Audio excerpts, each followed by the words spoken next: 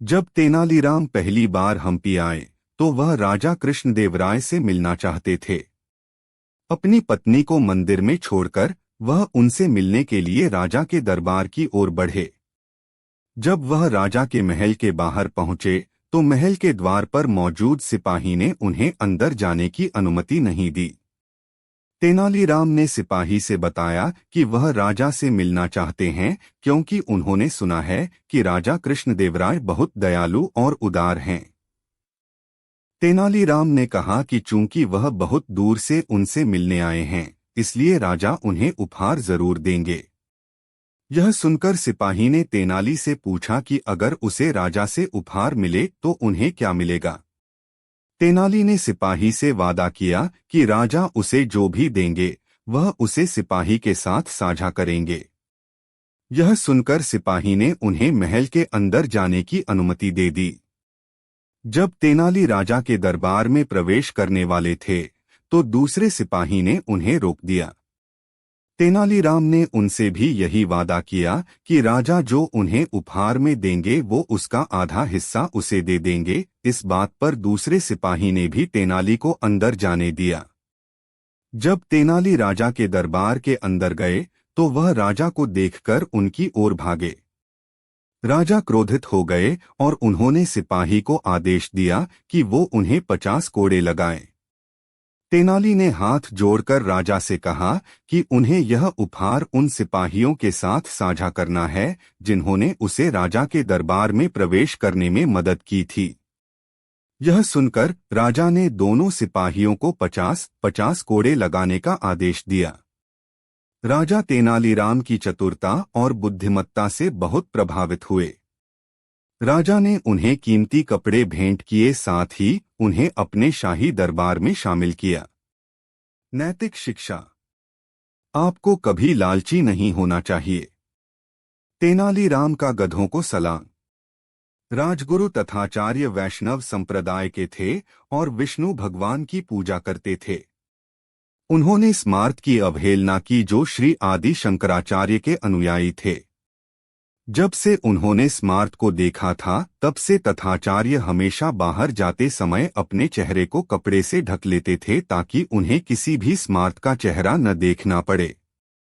राजा सहित हर कोई उनके इस व्यवहार से नाराज था। अंत में राजा समेत सबने तेनाली से इस समस्या को हल करने का अनुरोध किया। पूरी बात सुनने के बाद तेनालीराम तथाचार्य के घर उनसे मिलने गए। जैसे ही उन्होंने तेनाली को देखा, उन्होंने अपना चेहरा ढक लिया। यह देखकर तेनाली ने उनसे पूछा कि वह अपने शिष्य के सामने अपना चेहरा क्यों ढक रखा है। तथाचार्य ने उन्हें बताया कि स्मार्त पापी थे और अगर उन्होंने उनका चेहरा देख लिया तो वह अपने अगले जन्म में एक गधा बन जाएंगे। यह सुनकर तेनाली को समझ आ गया कि उन्हें तथाचार्य को कैसे सबक सिखाना है। कुछ दिनों के बाद तेनाली राजा, तथाचार्य और सभी दरबारियों के साथ सैर सपाटा करने गए। जब वे लौट रहे थे तो तेनालीराम ने रास्ते में कुछ गधों को देखा। उन्हें देखते ही वह गधों की तरफ दौड़े और उन्हें सलाम करने के लिए नीचे झुक गए। यह देखकर राजा सहित सभी लोग हैरान रह गए। राजा ने तेनाली से पूछा कि उसने ऐसा क्या किया है। तेनाली ने राजा को बताया कि वह तथाचार्य के पूर्वजों के प्रति अपना सम्मान अदा कर रहे थे, जिन्होंने स्मार्त का चेहरा देखने का पाप किया था और इस वजह से वो गधे बन गए थे। राजा ने तेनाली की इस बात के पीछे उनके हास्य को समझ गए और तथाचार्य अपनी ही बात पर शर्मिंदा हो गए। तब से आचार्य ने कभी अपना चेहरा नहीं ढका। नैतिक शिक्षा। कभी भी लोगों को उनकी जाति या धर्म के आधार पर न तौलें। 7 कुत्ते को गाय में बदलने की तेनालीराम की इच्छा। एक सुबह राजा कृष्णदेवराय उठे और नींद में ही अपने सेवक से नाई को बुलाने के लिए कहा। जब तक नाई आया, राजा अपनी कुर्सी पर सो रहे थे। नाई राजा को परेशान नहीं करना चाहता था, इसलिए उसने राजा को बिना जगाए चुपचाप और बड़ी कुशलता से उनके बाल और दाढ़ी काट दी। जब राजा उठे तो उन्हें नाई नहीं दिखाई दिया। वो बहुत क्रोधित हो गए और अपने सेवक से नाई को तुरंत बुलाने के लिए कहा। जैसे ही सेवक नाई को बुलाने गया, राजा ने अपनी ठुड्डी और गाल को महसूस किया और देखा कि वो अच्छी तरह साफ है। उन्होंने आईने में देखा तो उसे समझ आया कि नाई ने उन्हें जगाए बिना अपना काम अच्छी तरह किया है। जब नाई आया तो राजा ने उसके काम के लिए उसकी प्रशंसा की और उससे पूछा कि वह इनाम के रूप में क्या चाहता है। नाई ने कहा कि वह ब्राह्मण बनना चाहता था। राजा नाई की अजीब मांग से सोच में पड़ गया। क्योंकि राजा ने नाई से वादा किया था, इसलिए उन्होंने कुछ ब्राह्मणों को बुलाया और नाई की अजीब इच्छा के बारे में उन्हें बताया। सभी ब्राह्मण सहमत हो गए, क्योंकि राजा ने उन्हें धन के साथ पुरस्कृत करने के लिए कहा था। विजयनगर के अन्य ब्राह्मणों द्वारा नाई की मांग का विरोध हुआ, लेकिन वे सजा के डर से ज्यादा विरोध नहीं कर सकते थे। इसलिए उन्होंने इस मुद्दे पर तेनालीराम से मदद मांगी। अगली सुबह जब नाई को अपनी बदलने के लिए मंत्रोच्चार हेतु नदी में ले जाया जा रहा था, तो अनुष्ठान की देखरेख के लिए वहां राजा भी मौजूद थे। उन्होंने देखा कि तेनाली अपने कुत्ते के साथ कुछ दूरी पर खड़े हैं। राजा उनके पास गए और पूछा कि तेनाली, तुम यहाँ क्या कर रहे हो? इस पर तेनाली ने जवाब दिया कि वह कुत्ते को गाय में बदलने की कोशिश कर रहे थे। यह सुनकर राजा हंसने लगे। उन्होंने तेनाली से कहा कि वह जो करने की सोच रहे हैं वो मूर्खता है। तेनाली ने राजा को उत्तर दिया कि यदि नाई ब्राह्मण बन सकता है तो कुत्ता गाय में क्यों नहीं बदल सकता। राजा समझ गए कि तेनाली का क्या मतलब है। उन्होंने नाई से कहा कि उसका ब्राह्मण में बदलना असंभव है, उसे इसके बदले कुछ और मांगना चाहिए। नैतिक शिक्षा। आप किसी व्यक्ति के बाहरी रूप को बदल सकते हैं, लेकिन उसके चरित्र को नहीं बदल सकते हैं। 8. सबसे बड़ा मूर्ख। राजा कृष्णदेवराय को घोड़े बहुत पसंद थे और उनके पास काफी अच्छी नस्ल के घोड़ों का संग्रह था। एक बार अरब से एक घोड़ों का व्यापारी कृष्णदेवराय के दरबार में आया और उन्हें बताया कि उसके पास अरबी घोड़ों की कुछ अच्छी नस्लें हैं जिन्हें वो बेचना चाहता है। उसने राजा को अनुरोध किया कि वो उसके साथ लाए हुए घोड़े को देखें। यदि उन्हें वो पसंद आता है तो वह बाकी के घोड़ों को भी देखने के लिए भेज देगा।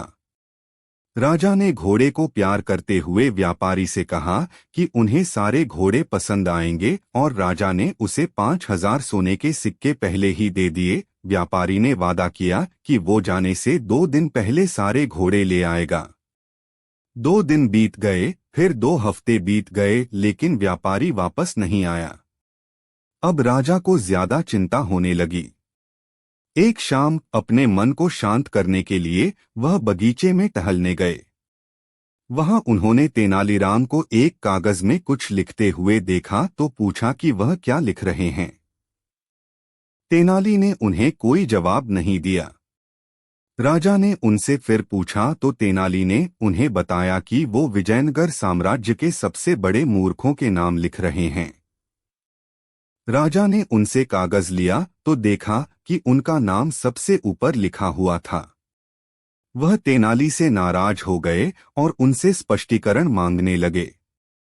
तेनाली ने उन्हें जवाब दिया, जो व्यक्ति किसी अजनबी को 5000 सोने के सिक्के दे दे वो इंसान मूर्ख ही हुआ।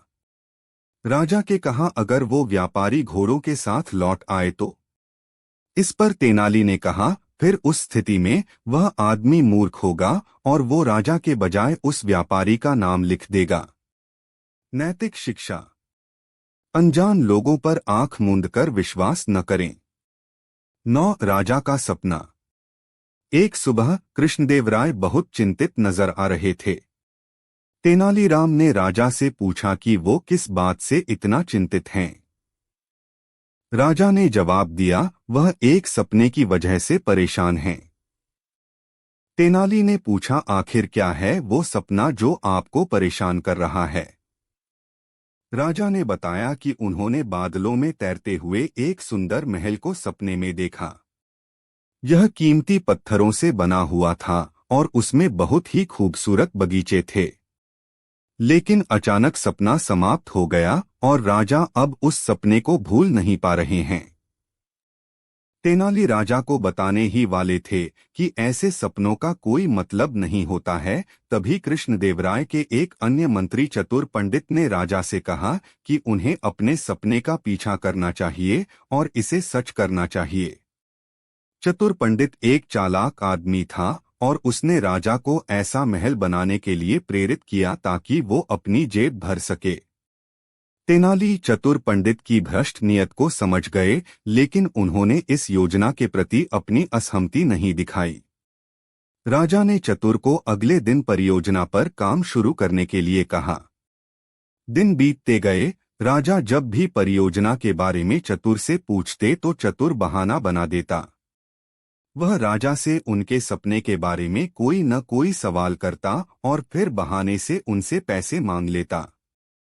एक दिन एक बूढ़ा व्यक्ति कृष्णदेवराय के दरबार में आया और उनसे न्याय मांगने लगा। चूंकि राजा बहुत न्यायप्रिय थे, इसलिए उन्होंने उस आदमी से वादा किया कि उसे न्याय दिया जाएगा। बूढ़े व्यक्ति ने राजा को बताया कि वह एक हफ्ते पहले तक वो एक अमीर व्यापारी हुआ करता था, लेकिन उसे लूट लिया गया था और उसके परिवार के सदस्यों ने हत्या कर दी गई। राजा ने पूछा कि क्या वह जानता है कि ऐसा किसने किया, और तो उस बूढ़े आदमी ने कहा कि वह जानता है। राजा ने जब नाम पूछा तो वो नाम सुनकर हैरान हो गए।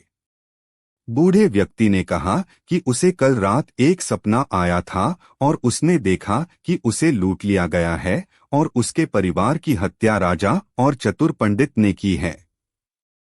यह सुनकर राजा क्रोधित हो गए और उससे पूछा कि तुम्हारा सपना कैसे सच हो सकता है। बूढ़े व्यक्ति ने यह कहते हुए वापस उत्तर दिया कि वह सिर्फ एक साम्राज्य का नागरिक था जिसका राजा एक असंभव सपने का पीछा कर रहा था। इस जवाब को गहराई से समझने के बाद राजा समझ गए कि वह बूढ़ा व्यक्ति कोई और नहीं बल्कि उनके अपने सलाहकार तेनालीराम थे। नैतिक शिक्षा। व्यर्थ के प्रयत्नों से बचना ही बेहतर है। 10 तेनाली और महान पंडित। एक बार एक पंडित विजयनगर आया।